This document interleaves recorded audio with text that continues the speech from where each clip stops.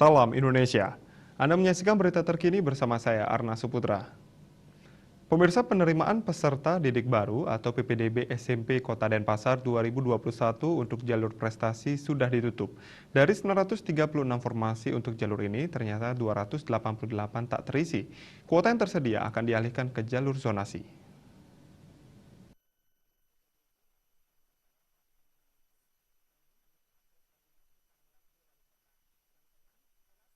Asisten 3 Sekda Kota Denpasar yang juga PLT Kadisdikpora Kota Denpasar, IGN Edi Mulia, Minggu menegaskan kuota lebih ini akan dialihkan ke seleksi jalur zonasi. Artinya jalur zonasi akan ditambahkan kuotanya sebanyak 288 kursi.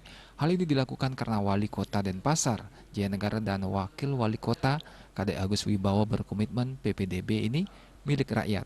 Makanya dia menegaskan hingga 1 Juli mendatang PPDB berjalan lurus sesuai Juknis. Terkait surat keterangan PHK, Edi mengatakan pihaknya tetap berpegangan pada regulasi. Sepanjang benar diteken kadus dan pimpinan tempat mereka bekerja akan diverifikasi. Namun panitia sudah punya regulasi jika di kemudian hari ternyata surat ini palsu.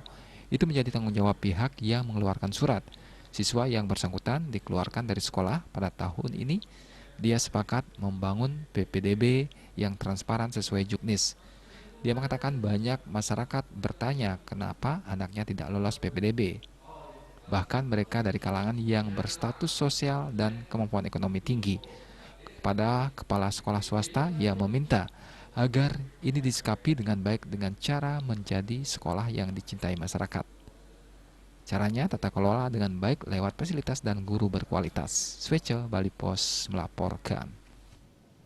Untuk mencegah penyebaran COVID-19, ingat pesan Ibu selalu terapkan 3M, wajib memakai masker, wajib mencuci tangan, dan wajib menjaga jarak, serta wajib menghindari kerumunan. Dengan penerapan perilaku 3M, Indonesia segera terbebas virus corona menuju Indonesia maju. Tetaplah bersama Bali TV. Salam Indonesia.